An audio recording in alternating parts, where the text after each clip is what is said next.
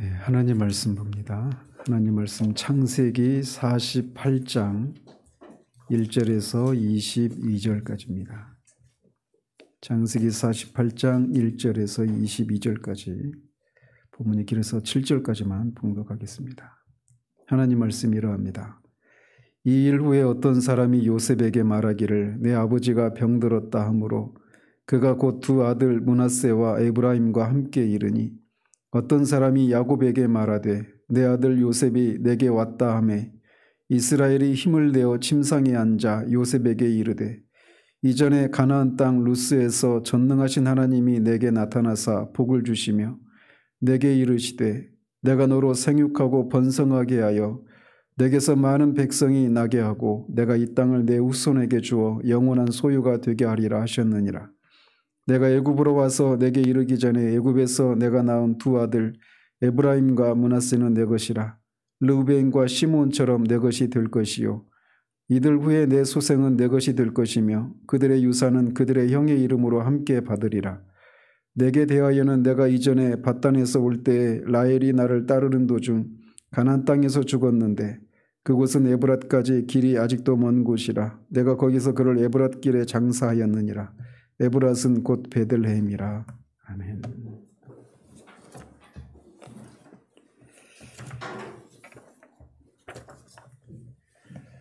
지난주에는 야곱이 바로를 축복하고 공식적으로 야곱 가족이 고센 땅에 거주하도록 허락을 받은 장면과 또 요셉이 애굽의 총리로서 기근으로 망할 수도 있었던 애굽을 살린 그런 것을 통해 이스라엘 백성이 애굽 땅에 거주한 것이 그 바로의 그런 허락을 통해서 이루어진 정당한 그런 일이었고 애굽의 그 일종 1등 공신에 해당되는 일을 했다라고 하는 사실을 말씀드렸습니다. 그리고 야곱이 147세가 되어서 죽을 날이 가까이 왔을 때 요셉을 불러서 자신을 가나안에 장사 지내달라고 부탁하는 그 장면까지 살펴보았습니다. 오늘은 야곱이 요셉의 두 아들에게 축복하는 장면에 대해 살펴보도록 합니다.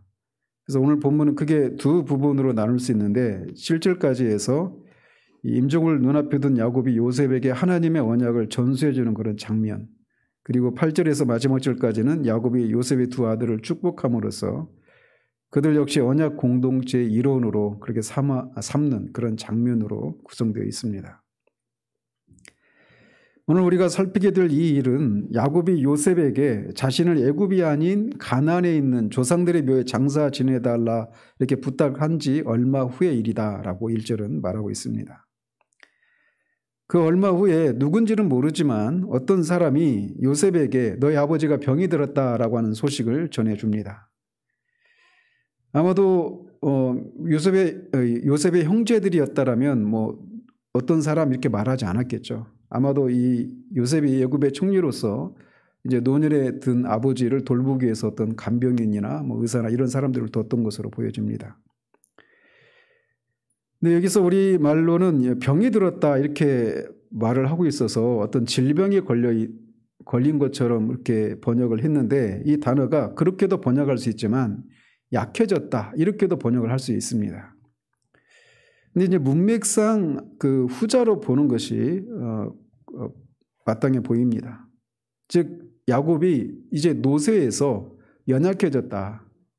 이제 그런 의미가 있는 것이죠. 그래서 그것은 이제 뒤에 그가 2절에서 힘을 내어서 침상에 앉았다라고 하는 것과 쌍을 이루는 그런 적절한 번역이라고 보여집니다. 그래서 몸은 그렇게 노쇠해서 힘이 없는 그런 상태인데 힘을 내어서 일어나는 이 모습. 이제 그건 또 그 장면을 묘사할 때 그 야곱의 이름이 야곱에서 이스라엘로 바뀌는 이런 것을 통해서도 시사하는 바가 이제 우리에게 있단 말이죠. 아무튼 요셉은 그런 소식을 듣고 그의 두 아들 므낫세와 에브라임과 함께 아버지 야곱을 방문을 합니다. 이때 요셉과 야곱의 나이가 91세 차이니까 91세 때 요셉이 낳았으니까 147세에서 91을 빼면 요셉이 56세쯤 되는 나이입니다. 따라서 이 요셉이 30세 총리가 되고 그때 결혼을 해서 이제 아이를 낳았으니까 최대 이 아이들 그 장자의 나이가 뭐 25살, 4살 이 정도, 20대 초중반 정도 되는 아들들이었다. 이렇게 우리가 추정을 할 수 있겠죠. 그래서 그 나이면 벌써 이제 결혼을 해가지고 또 다른 아이들이 있을 수 있는 그런 그 청년의 그런 아들들을 데리고 아버지 야곱을 방문을 합니다. 이때 요셉이 두 아들을 대동하고 요셉에게 야곱에게 나간 이유는 요셉의 두 아들들은 애굽 여인을 통해서 낳은 아들들이잖아요. 그렇기 때문에 야곱이 죽기 전에 공식적으로 자신의 아들들이 이스라엘 자손으로서 이스라엘 백성의 언약 백성의 공동체 일원으로 합류시키는 일들을 이 언약의 계승자인 야곱으로부터 이렇게 인정받고자 하는 그런 마음에서 두 아들을 데리고 갔던 겁니다. 그냥 할아버지 돌아가시기 전에 얼굴이라도 뵙자 이렇게 간 거 정도가 아니라는 거죠. 이런 요셉의 행위에서 우리가 교훈을 받을 것이 있는데, 알다시피 요셉은 애굽의 총리였습니다. 그렇기 때문에 그의 자녀들도 애굽에서 이 출애굽기에서 모세가 그 바로의 궁전에서 애굽의 그 모든 학문을 섭렵했던 것처럼 최고의 그런 학문을 이렇게 닦고 그렇게 그런 뭐 요즘 말로 말하면 소위 귀족 교육을 받았던 그런 아들들이었단 말이죠. 그런데 요셉은 그런 것들보다 더 시급한 것이 있었던 것입니다. 즉 자신의 두 아들들이 이스라엘 자손으로서 하나님 백성, 하나님의 언약 공동체의 일원이 되어서 하나님의 축복을 받는 것이 요셉의 마음에 가장 우선시되는 그런 사안이었기 때문에 이 두 아들을 데리고 가서 그렇게 아버지를 찾아뵈었던 겁니다.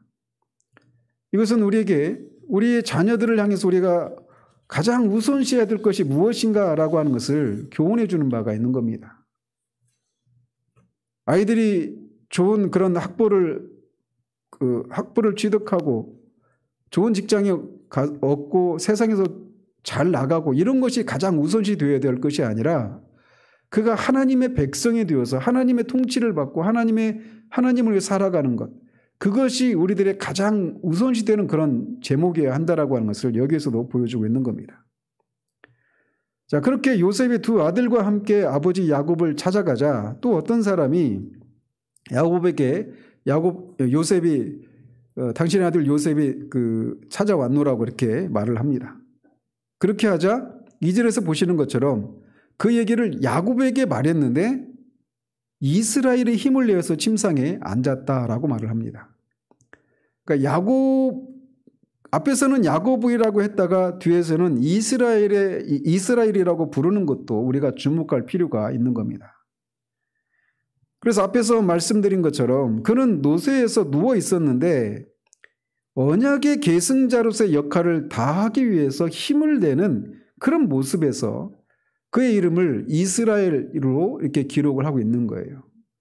그래서 여기 이제 48장에서 야곱이 이 두 아들들에게, 요셉의 두 아들들에게, 또 요셉과 그의 두 아들들에게 언약을 전수하고 계승하는 이런 장면들을 통해서 그가 그 일을 하는 것은 전적으로 하나님의 언약을 그들에게 전수해주는 그런 일이기 때문에 하나님과의 언약 관계에서 생겨난 이스라엘이라고 하는 이름으로 그 이후의 모든 장면들을 이스라엘이라고 하는 이름으로 행하고 있는 것을 우리가 보게 됩니다.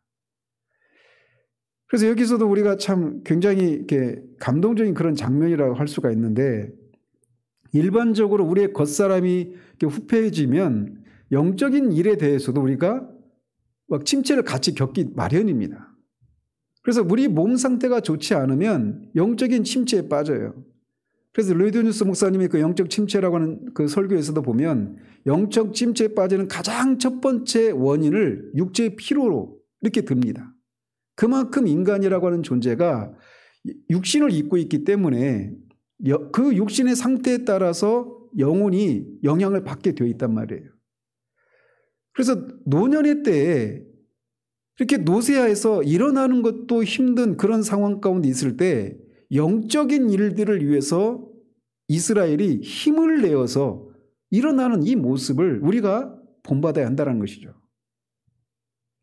사도 바울이 말하고 있는 것처럼 겉사람은 후패하지만 속사람은 날로 새롭도다라고 말했던 그런 것처럼 그것이 그냥 그것을 우리가 읽고 쓱 지나갈 그런 문제가 아니에요. 아직 우리 교회에는 그런 분들이 아직은 안 계시지만 창차 우리가 10년, 20년 뒤에는 다 그런 사람들이 될 거란 말이죠.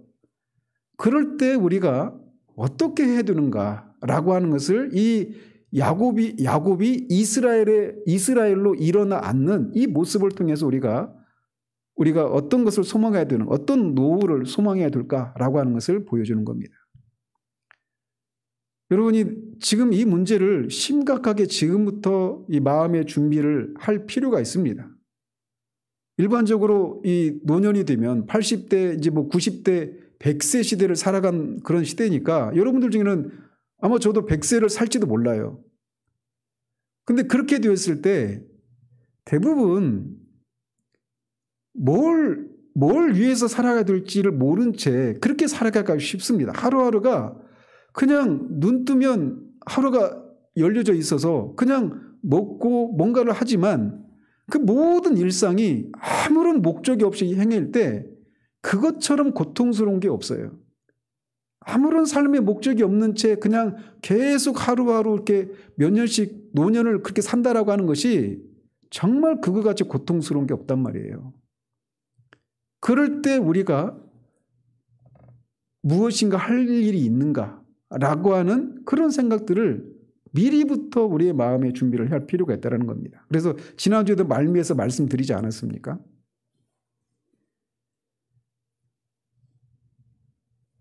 우리에게 그런 면에서 이 모습이 우리에게 시사하는 바가 매우 큽니다. 야곱은 침상에 그렇게 힘을 내어서 앉아서 요셉에게 말하기 시작합니다. 그리고 그의 말은 요셉에게 하는 말들은 7절까지 이어집니다. 따라서 야곱이 이처럼 이제 요셉을 대상으로 이렇게 길게 말할 뿐만 아니라 이어서 요셉의 두 아들에게까지 축복을 내리는데 이것은 야곱이 요셉을 자기의 장자로 인정했다라고 하는 것을 말해주는 겁니다. 즉 요셉은 이 야곱의 아들로 치면 11번째 아들인데 그가 가족 전체를 부양하는 그런 위치에 있지 않았습니까? 그리고 가족을 대표하는 자로서 부족함이 없었기 때문에 야곱은 다른 아들과 구별되게 그를 특별히 취급해서 그를 장자 취급을 하고 있는 겁니다. 왜 요셉에게 그 언약을 계승해주고 요셉의 두 아들에게 이 축복하는 것이 왜 요셉을 장자 취급을 하는 것인가라고 하는 것을 뒤에서 제가 좀 더 상세하게 말씀을 드리도록 하죠.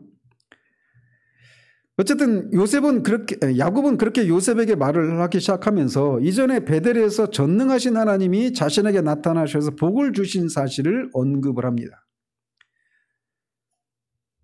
그러니까 이전이라고 하는데 그게 어느 때냐면 그 당시를 기준으로 하면 70년 전 일이에요. 그러니까 70년 전쯤에 그가 형을 피해서 밧단 아람으로 도망치다가 베델에서 하나님이 그에게 나타나셨던 그 사건을 그가 언급을 하고 있는 겁니다. 그때도 말씀드렸지만 야곱은 도망치는 길이었습니다. 그리고 혀를 단신 그렇게 한 번도 가보지 않았던 외삼촌의 그 집을 찾아가는 길이에요. 그래서 고향을 떠나서 외로움과 시리에 빠져있는 그를 하나님이 먼저 그를 찾아가 주셔서 그에게 복을 주시고 그를 위로하시고 그가 생각하지도 못했던 약속을 해주시는 것이죠. 그에게 나타나신 하나님은 전능하신 하나님이시다라고 그가 말을 합니다. 그렇기 때문에 그에게 나타난 하나님이 전능하신 하나님이시기 때문에 그 하나님은 모든 것을 가능한 그런 하나님, 그래서 모든 신들보다 뛰어나신 분이시다라고 하는 것을 그 이름을 통해 계시해 주셨던 것이죠. 근데 이 엘샤다이라고 하는 단어인데 이 전능하신 하나님이라고 하는 표현이 창세기에 모두 3번 등장합니다. 그래서 17장에서 하나님이 나는 전능하신 하나님이라 라고 말하면서 이 99세 된 아브라함에게 나타나셔서 인간으로서는 도무지 가능하지 않은 아들을 낳게 되는 그런 일이 있을 것이다 라고 말씀하실 때 나는 전능하신 하나님이다 이렇게 말씀하십니다. 그리고 이삭이 이 하란으로 이제 밧단아람으로 막 떠나려고 하는 야곱에게 축복을 하면서도 그때 또 전능하신 하나님이 야곱을 그렇게 보호하시고 지켜주실 것을 그렇게 빌어주는 그런 장면에서도 한번 등장을 하고 이 베델에서도 전능하신 하나님이라고 하는 이런 이름으로 등장을 하고 있는 것이죠. 그래서 이런 세 가지 경우 모두 전능하신 하나님만이 인간으로서는 도무지 헤쳐나갈 수 없는 그런 상황들에 대한 그런 해결책을 주시고 그들을 보호해 주실 수 있는 그런 분이시다라고 하는 것을 보여주셨던 것이죠. 여기서도 야곱은 인간의 힘으로는 어찌할 수 없는 그런 상황 가운데서도 이렇게 하나님이 전능하신 자신에게 약속하셨던 하나님이 전능하신 분이시기 때문에 그 약속을 반드시 이루실 것이다라고 하는 그런 확신을 가지고 요셉에게 이 얘기를 해주고 있는 거예요. 왜 인간으로서는 가능하지 않느냐? 이제 보겠지만 하나님이 베델에서 나타나셔서 야곱에게 약속하셨던 것은 크게 두 가지죠. 하나는 그가 많은 백성이 그에게서 나올 것이다 라고 하는 것과 또 하나는 가나안 땅을 영원히 차지하게 하겠다라고 하는 이 두 가지 약속이에요. 땅과 많은 후손에 대한 약속이란 말이죠.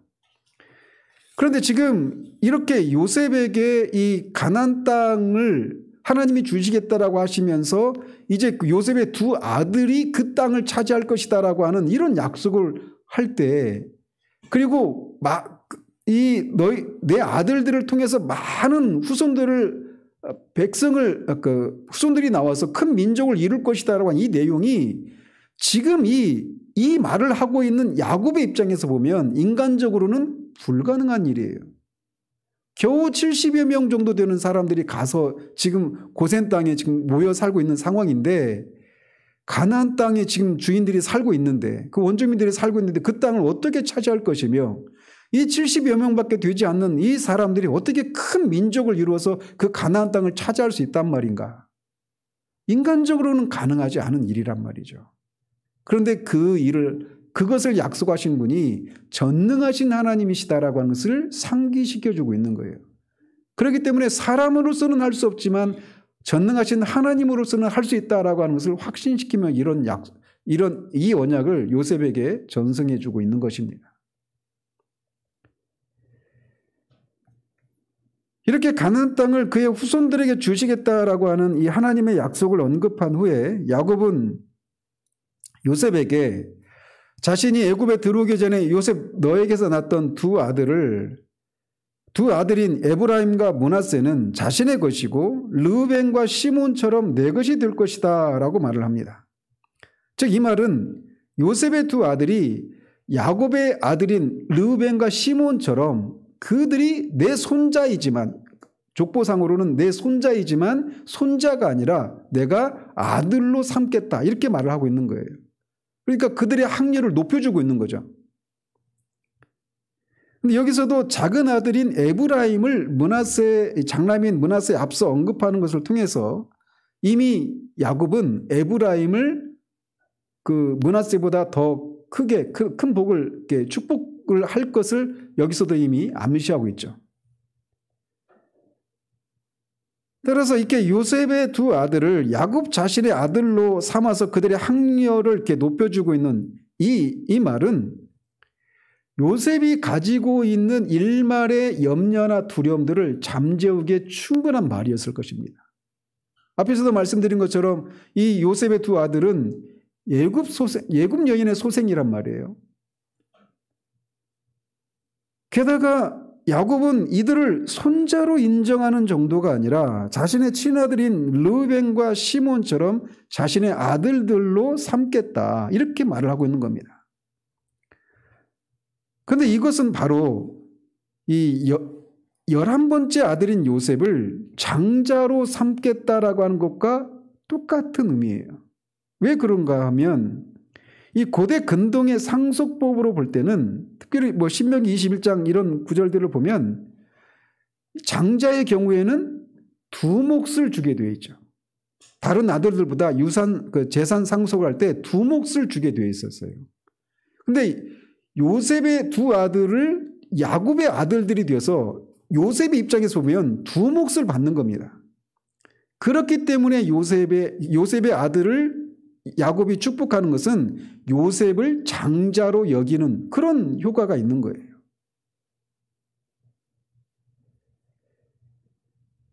실제로 후에 요셉의 두 아들 에브라임과 므낫세는 야곱의 아들들로 취급되어서 이 야곱의 실제 아들들처럼 이스라엘의 12지파의 일원이 되어서 그들의 지파를 형성하고 그들의 기업을 따로 받죠.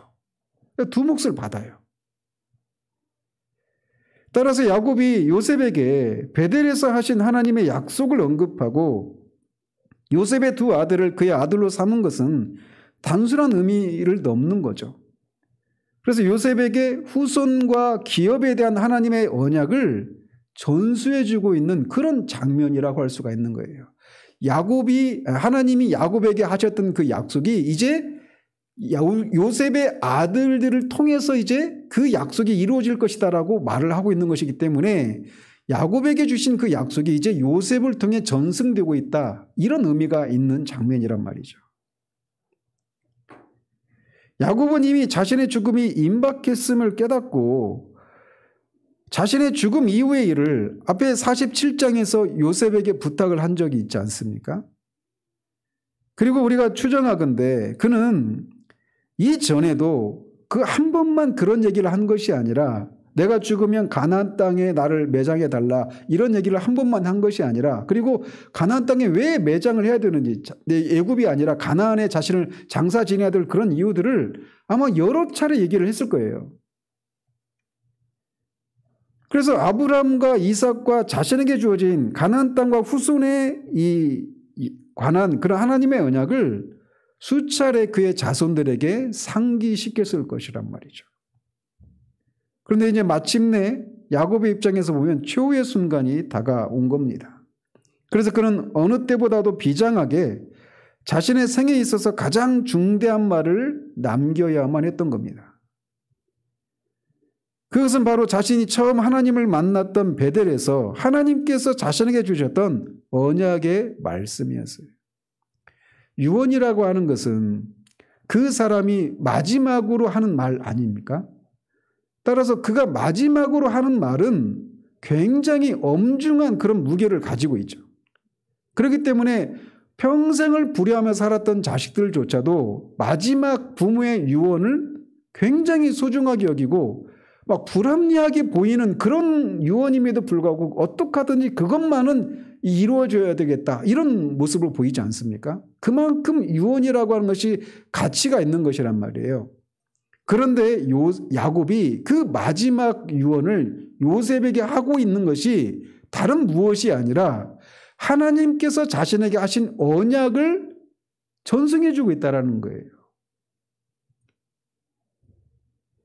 그리고 그 언약은 결코 이 야곱에 대해 성취될 수 있는 그런 것이 아니었단 말이죠. 이 언약은 먼 훗날 그의 자손들에 관한 것이고 야곱 자신은 그 약속이 성취될 것인가 안 될 것인가를 눈으로 확인할 수가 없는 거예요. 그러니까 그런데도 그에게 이 약속을 전수하겠다라고 하는 것은 이게 굉장한 믿음의 그런 행위였다라고 하는 것을 말해주고 있는 겁니다. 야곱은 그 언약이 비록 자기 당대에는 성취되는 것을 그가 확인할 수 없을지라도 자손들 때에는 반드시 성취될 것이라고 하는 것을 믿었던 겁니다. 그러므로 죽음이 임박한 지금 그의 눈은 오히려 먼 미래를 향해 열려져 있어서 그 미래의 후손들을 바라보므로 그들을 위해서 자신에게 맡겨진 역할을 수행할 수 있었던 것입니다. 그렇기 때문에 그는 야곱이 아니라 이스라엘로서 이 일을 하고 있는 거예요. 이처럼 언약의 성취를 확신하면서 그것을 요셉에게 전수한 야곱의 이 모습, 이것이 이 땅을 살아가는 우리들의 후세대에게 남겨줄 그런 모습이에요.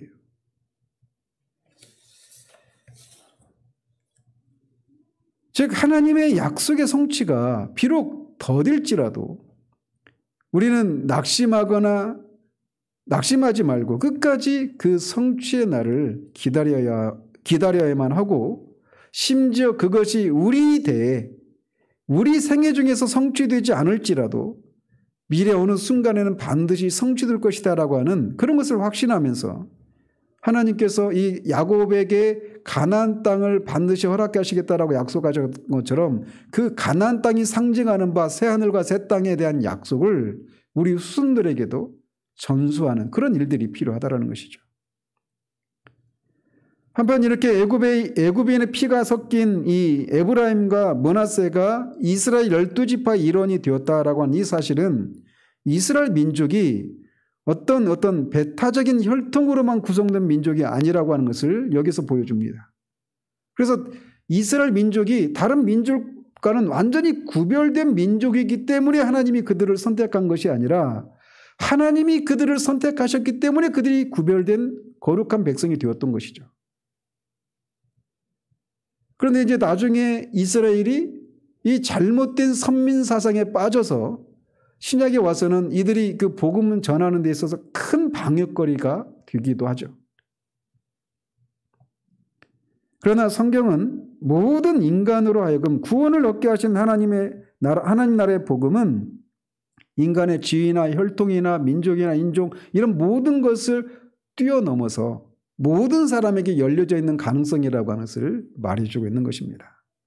그렇기 때문에 이방인인 우리들도 복음을 통해서 영적인 이스라엘에 합류할 수 있었던 것이죠.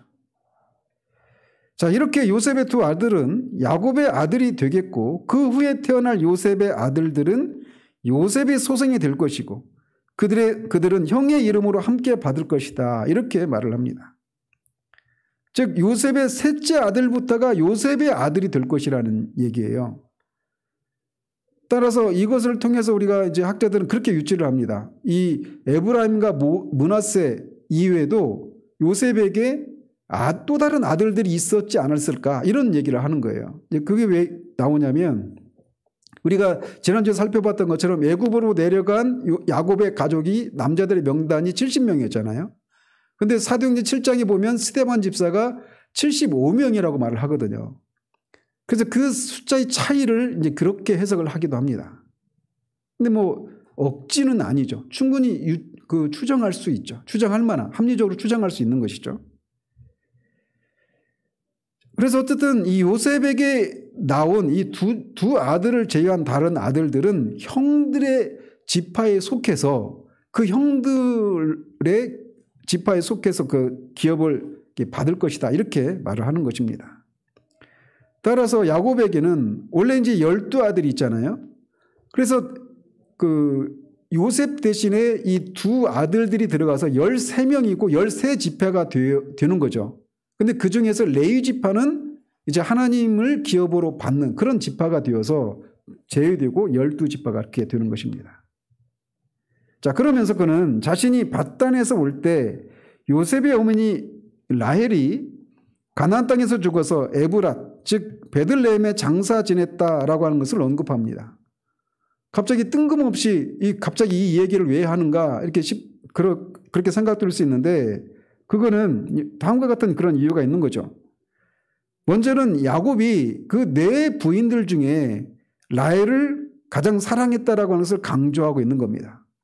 그리고 또 그러면서 요셉이 바로 그 라헬의 아들이기 때문에 요셉을 더 사랑했다라고 하는 것을 말해주고 있는 것이고 바로 그런 이유 때문에 요셉에게 두 지파를 네 아들을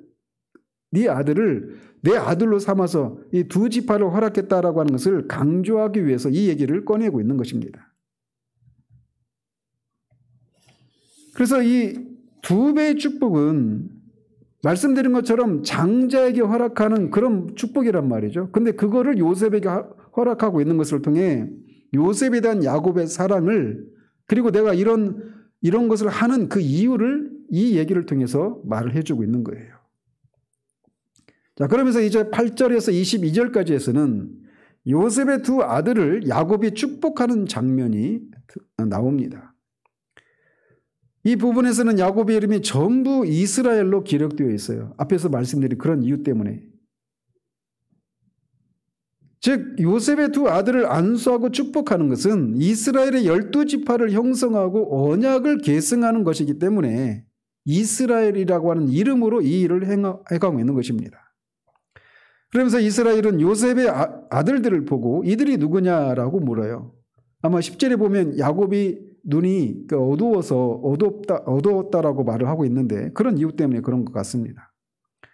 자, 그러자 요셉은 그의 아버지에게 말하기를 두 아들에 대해서 이렇게 말을 합니다. 하나님께서 애굽에서 자신에게 주신 아들들입니다. 이렇게 대답을 해요.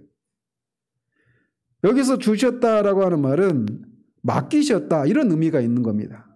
그러니까 하나님께서 요셉 자신에게 이 두 아들들을 맡기셨습니다. 이렇게 말을 하고 있는 거예요. 근데 맡기셨을 때는 아무 의미 없이 맡기는 게 아니죠. 맡기셨을 때는 무엇인가를 하도록 맡기는 거란 말이에요.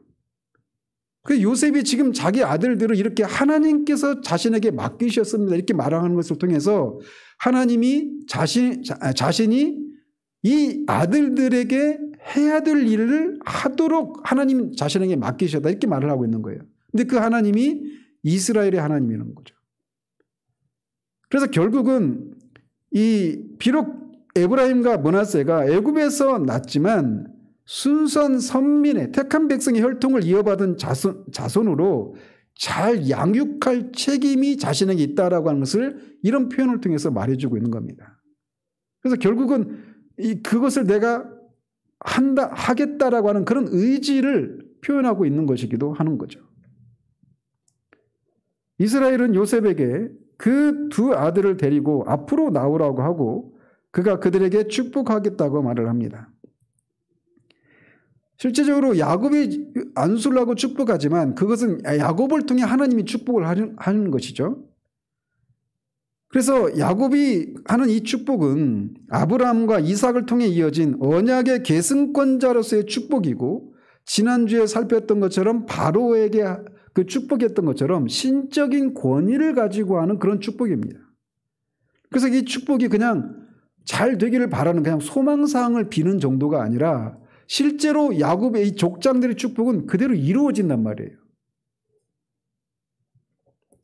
그래서 요셉이 두 아들을 이스라엘 앞에 데리고 나가자 이스라엘은 그들에게 입을 맞추고 안고 요셉에게 말하기를 자신이 요셉의 얼굴을 보리라고는 생각지도 못했는데 하나님이 요셉의 자손까지 보게 하셨다라고 하며 감격해합니다. 그래서 야곱은 지난주에도 살폈던 것처럼 이건 그야말로 덤이죠. 야곱의 입장에서 보면. 그냥 요셉이 살아있는 것만 확인해도 되는데 지난주에는 그가 총리가 되어 있는 그건 덤인 거죠. 그리고 여기서도 오늘은 요셉의 두 아들들을 보게 되는 것. 이게 덤에 해당되는 거겠죠. 그래서 우리가 하나님이 우리에게 구원을 베푸신 것만도 우리가 감사한데 구원의 은혜 말고 이런저런 은혜를 주신 것을 우리가 바라볼 때 덤이라고 하는 그런 인식을 가져야 되는 거예요. 이거는 굉장히 중요한데 우리가 덤은 주는 사람이 시장에 나가서 그 가게 주인이 덤을 줄 때 덤을 주는 것이 의무는 아니죠. 덤을 주는 것은 전적으로 그냥 그 가게 주인의 마음이에요. 근데 덤을 안 준 것 때문에 그것 때문에 우리가 뭔가 손해를 보는 것 같고 야박하다 이런 생각들을 가지는 것처럼 하나님과의 관계 속에서도 우리가 예수 그리스도를 믿어서 구원을 받은 것 그거 하나만으로도 우리는 하나님이 우리에게 주실 수 있는 최상의 것을 전부를 주셨다고 할 수 있단 말이에요. 그런데도 덤으로 무엇인가 우리에게 더해주지 않는 것 때문에 우리가 원망하고 낙심하고 이런 일들이 많잖아요. 그런 면에서 이 야곱이 요셉이 살아있는 것만 해도 감사한데 그 두 아들을 네가 총리가 된 것도 두 아들을 보게 된 것도 이게 다 덤으로 하나님이 주신 것이라 생각하며 과분한 은혜에 대해서 감사를 표하는 이런 모습들이 우리 가운데 있어야 되는 거예요. 자, 이제 이스라엘이 요셉의 두 아들을 축복하려고 합니다. 그러자 요셉은 두 아들을 아버지의 무릎에서 물리고 안고 있으니까 이제 물리고 나서 에브라임을 이스라엘의 왼손을 향하게 하고 므낫세는 이스라엘의 오른손을 향하도록 이끕니다. 그러니까 제가 야곱이라면 이쪽에 이제 제 오른손이죠. 이쪽에 므낫세를, 이쪽에 이제 에브라임을 이렇게 앉힌 거예요. 왜냐하면 므낫세가 장남이었기 때문입니다. 그런데 이스라엘이 요셉의 그런 바람과는 달리 손을 이렇게 하는 겁니다. 아이고. 손을 어긋맞겨서 이렇게 오른손으로 에브라임을, 왼손으로는 이 므낫세를 향하고 있는 겁니다. 그러자 요셉이 오른손을 므낫세가 아니라 에브라임의 머리에 얹는 것을 보고 그걸 기뻐하지 않고 아버지 그렇게 하지 말아달라고 부탁을 합니다. 이 부분에서 우리가 이제 두 가지를 제가 말씀드리고 싶은데, 하나는 뭐냐면 이렇게 야곱이 축복할 때 머리에 안수하잖아요. 안수를 하는 것의 의미에 대해서 성경이 5가지 사례를 우리에게 말해줍니다. 첫 번째는 제물에 안수를 하는 장면이에요.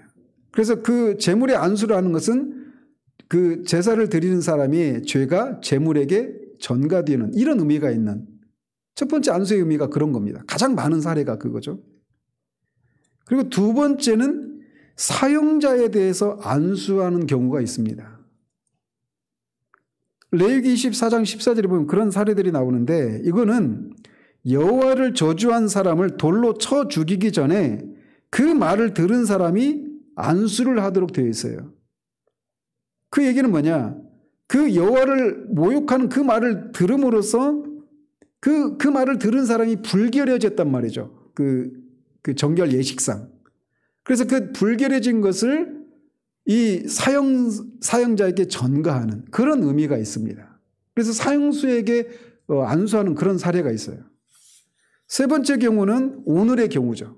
이렇게 그 안수를 받는 사람에게 축복을 해주기 위해서 그렇게 하는 겁니다. 말 나온 김에 말씀을 드리면, 하나님께 우리가 기도하면서 하나님 누구누구를 축복해 주시옵소서, 이게 맞습니까? 틀립니까?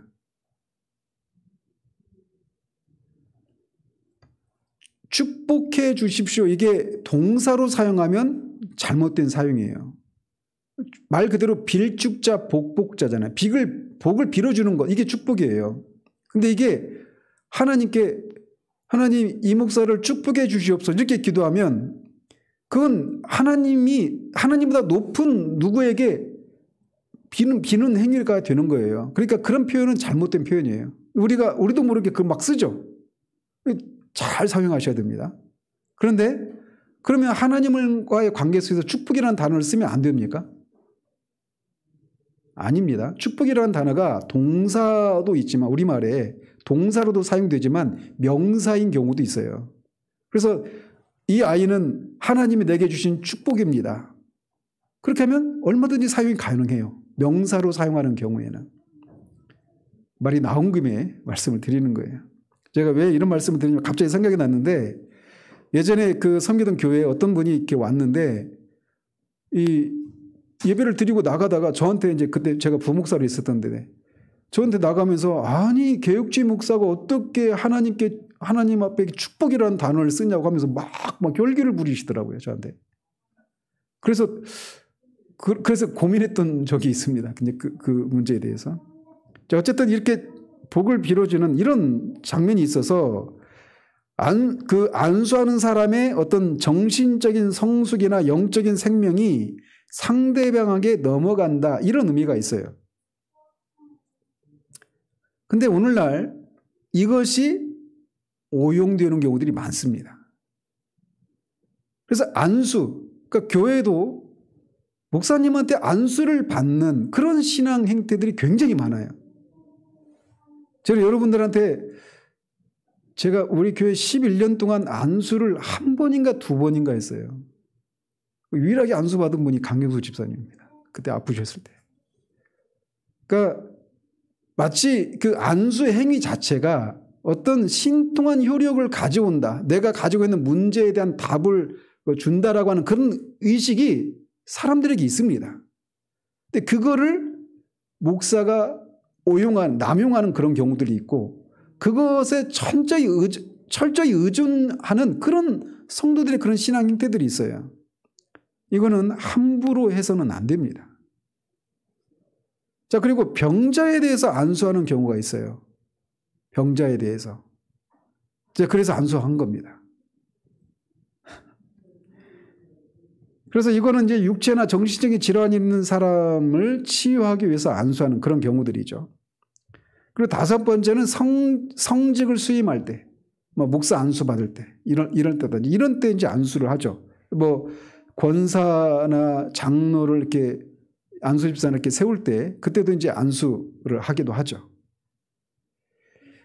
어쨌든 안수에 그런 의미가 있는 거예요. 근데 야곱의 경우에는 세 번째죠. 그러니까 축복을 하기 위해서. 그리고 또 하나, 오른손으로 하는 것을, 오른손을 에브라임에게, 왼손을 므낫세에게 한 거를 요셉이 싫어했잖아요. 왜 그러냐면 히브리인들에게 오른손, 왼손은 완전히 상반된 그런 개념을 가지고 있기 때문에 그렇습니다. 그래서 오른손은 힘과 축복과 능력을 상징하는 것으로 그렇게 여겨졌어요. 그래서 오른쪽은 힘을 나타냈기 때문에 호소하는 자, 그리고 도우려고 하는 자도 하나님이 내 우편에 서시사 이렇게 표현을 해서 하나님 나를 돕기 위해서 우편에 서신다 이렇게 표현하는 거예요. 우편이 그런 의미를 가지고 있기 때문에. 따라서 하나님의 오른손을 거두시사 이 얘기는 반대의 개념이 되겠죠. 반대로 이제 또 왼손은 거짓과 죽음을 상징합니다. 그리고 심지어는 흉조가 몰려오는 그런 방향으로도 생각을 하는 거예요. 그래서 베냐민이 오른손의 아들이잖아요. 의미가. 그죠? 슬픔의 아들 베노니가 아니라 오른손의 아들 베냐민 이렇게 바꾸잖아요. 야곱이. 오른손이 그런 의미가 있기 때문에 그랬던 겁니다. 어쨌든 이런 의미가 있기 때문에 요셉이 오른손을 장남에게 안수하기를 원했던 거예요. 그런데 이 야곱은 요셉에게 나도 안다. 므낫세가 장남인 것 알고 에브라임이 차남인 걸 안다. 그리고 오른손의 의미가 그런 의미가 있다라고 하는 것을 안다. 그래서 장남인 므낫세가 더 큰 복을 받아야 된다라고 하는 네 마음이 어떤 것인지 안다. 그러나 작은 자가 큰 자보다 더 클 것이다 라고 하는 것을 야곱은 내다보고 있는 겁니다. 요셉은 아직 그런 것까지 보지 못하는 거예요. 그래서 이스라엘 두 아들들에게 축복한 내용은 하나님이 에브라임 같고 므낫세 같게 하시리라 이렇게 말을 해서 에브라임을 므낫세보다 앞세웁니다. 그리고 실제로 이 일은 그대로 성취가 됩니다. 그래서 출애굽할 때 에브라임 지파가 므낫세 지파보다 숫자가 많아요. 그리고 북이스라엘에서 가장 영향력을 크게 행사했던 지파도 에브라임 지파가 됩니다. 자, 그러면서 요셉에게 이르기를 나는 죽으나 하나님이 너희와 함께 계시사 너희를 인도하여 너희 조상의 땅으로 돌아가게 하시려니와 내가 네게 네 형제보다 세겜 땅을 더 주었나니 이는 내가 내 칼과 활로 아모리 족속의 손에서 빼앗은 것이다 라고 말을 합니다. 그래서 하나님의 언약에 의하면 그들의 안식처는 애굽이 아니라 가나안이라는 것이에요. 그래서 나는 비록 죽지만 하나님은 살아계신 하나님이시기 때문에 너희들을 반드시 가나안 땅으로 인도해 드리실 것이다. 이렇게 말을 하고 있는 겁니다. 비록 이스라엘이 애굽의 총리의 아버지로서 애굽에서 최고의 부귀와 영화를 누리고 있지만 그것이 그가 영원히 머물 그런 안식처가 아니라고 하는 것을 여기에서도 보여주고 있는 겁니다. 그리고 반드시 하나님이 후손들을 애굽에서 떠나 가나안으로 들어가게 하실 것이라고 하는 믿음을 가지고 있었어요. 그것은 요셉에게 세겜 땅을 더 주었다라고 하는 말을 통해서도 드러내고 있는 겁니다. 사실 여기서 세겜 땅을 야곱이 뭐라고 말합니까? 이는 내가 내 칼과 활로 아모리 족속의 손에서 빼앗은 것이다 이렇게 말을 하잖아요. 근데 세겜 땅 주변에 있다가 세겜 땅에서 그런 불미스러운 일을 당하잖아요. 디나가 강간당하는 일. 그런 일은 있었지만 야곱이 실제로 칼과 활로 그 세겜 땅을 빼앗은 적이 없어요. 이 일은 실제로 언제 일어나느냐면 여호수아가 가나안 땅을 정복할 때 일어나는 겁니다. 근데 그 야곱이 그것을 마치 자신이 하는 것처럼 말을 하고 있는 거예요. 내가 칼과 활로 아모리 사람에게 그 땅을 빼앗았고 그 땅을 너에게 줬다. 이렇게 말을 하고 있는 겁니다. 그래서 인간적인 눈으로 보면 야곱이 노망이 들었나 이렇게 생각할 수 있는 거예요. 실제 일어나지도 않은 일이고 없었던 일을 지금 이렇게 마치 진짜 일어난 일처럼 말을 하고 있잖아요. 이게 바로 믿음이라는 겁니다. 믿음은 바라는 것들의 실상이요 보이지 않는 것들의 증거니라고 말을 해요. 그래서 야곱이 아직 일어나지도 않은 일인데 그것을 약속하신 분이 전능하신 하나님이시기 때문에 반드시 이루실 것이다라고 하면서 확신하고 이렇게까지 말을 하고 있는 겁니다. 자, 그러면서 제가 이 마지막으로 일부러 뺐는데 제가 주목하고 싶은 구절은 15절과 16절이에요. 자, 요셉이 두 아들을 데려간 거, 그리고 야곱이 그 마지막 유언을 하나님의 언약을 상기시키고 그 언약을 계승해 주는 것. 이 모든 것들은 다 그들이 이 세상에서 가장 소중하게 생각하는 것이 하나님의 언약, 하나님과의 관계, 하나님을 향한 신앙, 이게 가장 중요하다라고 하는 것을 보여주는 것이라고 말씀드리지 않았습니까? 그래서 우리도 우리의 자녀들에게, 우리의 후세대들에게 우리가 물려줘야 될 것이 있다라면 바로 이 하나님에 대한 신앙이다 이렇게 말씀을 드렸잖아요. 그렇다면 어떤 신앙인가 구체적으로 더 하나님에 대한 구체적으로 하나님에 대한 신앙 중에 어떤 것을 전수해 줘야 되는가라고 하는 것이 15절과 16절에 나타나 있는 거예요. 그래서 일부러 제가 뒤로 뺐는데 그것은 뭐냐? 그는 요셉을 위해서 축복하며 말하기를 내 조부 아브라함과 아버지 이삭이 섬기던 하나님, 나의 출생으로부터 지금까지 나를 기르던 하나님, 나를 모든 환난에서 건지신 여호와의 사자께서 이 아이들에게 복을 주시오며 이들로 내 이름과 내 조상 아브라함과 이삭의 이름으로 칭하게 하시오며 이들이 세상에서 번식되게 하시기를 원하나이다. 이렇게 축복을 합니다. 제가 주목하고 싶은 것은 바로 그가 하나님에 대해서 고백하고 있는 부분이에요. 그는 하나님을 아브라함과 이삭이 섬기던 하나님 이렇게 부릅니다. 그러면서 그 하나님이 어떻게 했다라고 말을 하고 있습니까? 나의 출생부터 지금까지 나를 기르신 하나님 이렇게 말을 하고 있어요. 아버지 이삭의 하나님, 할아버지 아브라함의 하나님이 야곱의 하나님입니다. 그래서 야곱이 나면서부터 지금 이 147세가 되는 이때까지 자신을 기르셨다라고 말을 하고 있는 거예요. 그 얘기는 야곱이 하나님이 자신을 그 목자가 되셔서 자신을 인도하시고 기르시는 이런 일들을 했다라고 하는 것을 이삭으로부터 들은 얘기가 아닙니다. 아브라함으로부터 들은 얘기가 아니라 그것을 실제적으로 자신이 경험한 그 하나님을 고백하고 있는 거예요. 그러면서 나를 모든 환난에서 건지신 여호와의 사자 이렇게 말을 하고 있어서 자신이 지난주에 살폈던 것처럼 내 인생의 그 나그네 길의 연조가 그 조상들이 미치지 못하지만 130년이고 험악한 세월을 살았다 이렇게 말을 했잖아요. 그 환난의 날 동안 그 하나님이 그를 그 모든 환난에서 건지셨다라고 말을 하고 있는 거예요. 우리가 우리의 자식들에게 우리의 후손들에게 전해줘야 될 신앙은 바로 이런 신앙이라는 겁니다. 즉 교리 공부를 통해서 정리된 그런 사변적이고 관념에 머물러 있는 그런 하나님이 아니라 실제로 우리의 삶 가운데 개입하시고 우리를 구체적으로 우리의 삶을 인도하시고 그렇게 이끌어 오셨던 우리의 모든 환난 가운데서를 건지셨던 그 하나님을 우리의 아이들에게 전수해 줘야 된다는 거예요. 이 얘기는 뭐냐? 우리가 이런 신앙을 전수해 주기 위해서는 먼저 우리가 이 하나님을 알아야 합니다.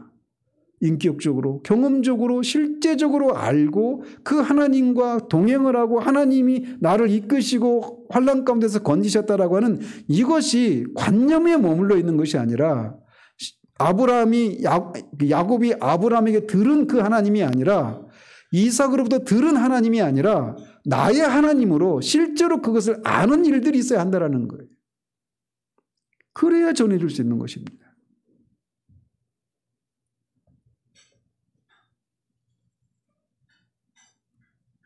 제가 사실 오늘 마음이 엄청 무겁습니다. 제가 끝나고 말씀을 드리겠지만 오늘 두 분이 안 나오셨잖아요. 앞으로 안 나오실 것 같아요.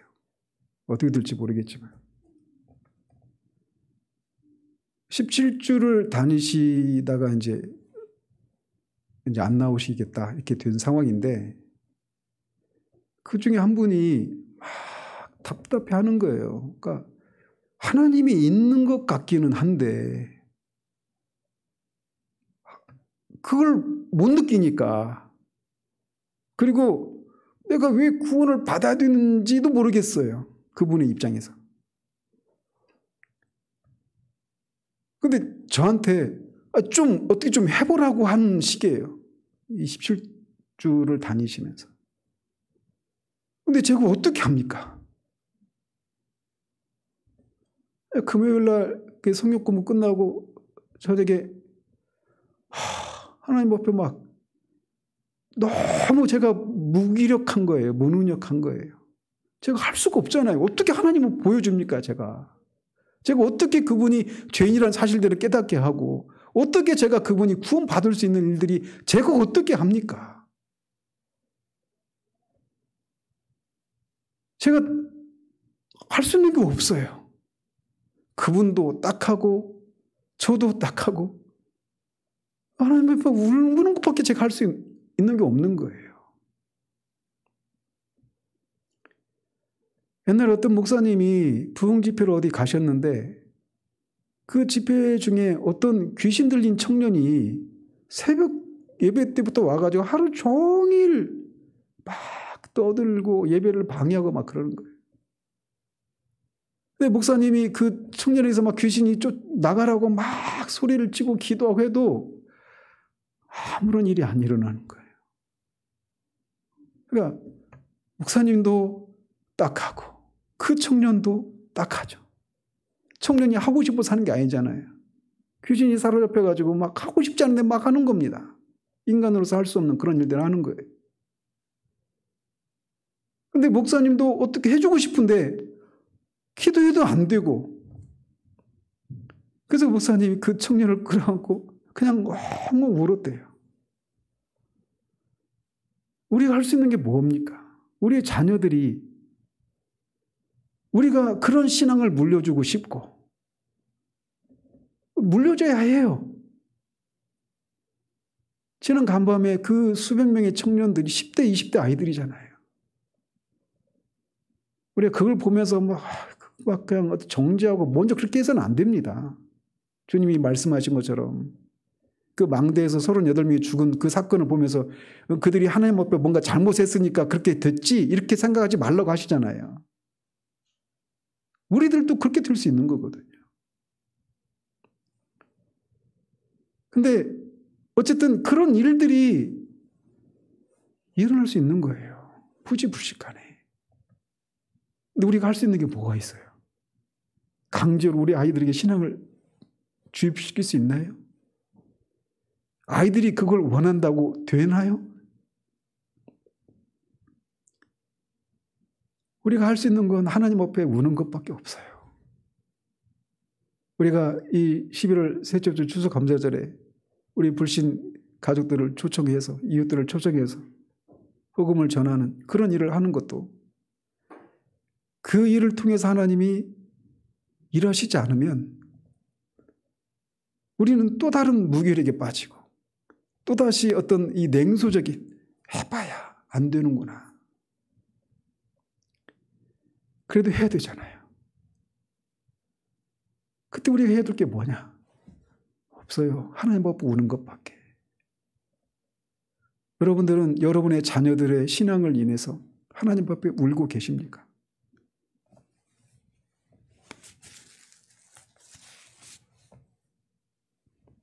저는 두 분이 꼭 돌아오시기를 바라요.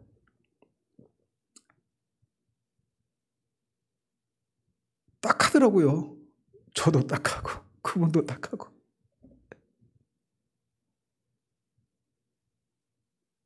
야곱은 이렇게 그가 실제 살아가면서 만났던 하나님, 그 하나님이 반드시 하실 것이다라고 하는 것을 그의 자녀들에게 확신시키고 전해주고 실제로 그 일이 일어납니다. 우리는 우리가 눈을 감을 때까지 우리의 자녀들이 그렇게 우리가 바라는 모습으로 돌아오지 않을 수도 있어요. 안타깝지만 그런 일이 안 일어나기를 바라지만 아니 어쩌면은 우리가 살아있는데 자식이 먼저 우리 앞서갈 수도 있습니다. 그거 누가 합니까? 그때까지 우리가 해야 될 일은 자식을 위해서 우는 거예요. 기도하십시오. 포기하지 마시고. 하나님이 이 야곱의 하나님이 우리 하나님이십니다. 그렇기 때문에 우리가 할 수 있는 거예요. 그걸 해야 되는 거예요. 그런 은혜들이 있어서 우리 지체들의 가정이 정말 그렇게 신앙이 계속 이어지고 우리 자녀들이 우리보다도 더 하나님을 깊이 만나고 더 깊이 알고 그리스도를 통해서 하신 하나님의 일들의 그 복을 더 풍성히 누려서 하나님께 더 큰 영광을 돌리는 그런 아이들이 되기를 위해서 우리 자식들을 위해서 웁시다. 기도하겠습니다. 하나님 아버지, 야곱이 그 마지막 순간에 요셉에게 또 요셉의 두 아들들에게 축복하는 것을 통해 70여 년 전에 하나님이 자신에게 하셨던 그 언약을 계승해주고 있는 장면을 우리가 살펴보았습니다. 하나님, 우리가 이 세상을 살아가면서 자녀들에게 남겨줄 수 있는 최대 유산이 무엇이겠습니까? 세상 사람들처럼 많은 높은 학위와 많은 재산과 그런 것들을 남겨주는 사람들로부터 우리를 구원해달라고 시편 17편 기자가 말하는 거 있는 것처럼 그것이 세상 사람들이 남겨주기를 원하는 그것을 남겨주기 위해서 분투하는 그런 우리들 되지 않기를 원합니다. 최대의 유산은 우리가 만난 하나님을 우리 자녀들도 만나는 그 일임을 우리가 알고 그 일임에도 불구하고 우리가 할 수 없는 그런 상황 가운데서 하나님 앞에 우리의 자녀들을 위해 우는 우리들 될 수 있도록 도우시옵소서. 예수 그리스도 이름으로 기도합니다. 아멘.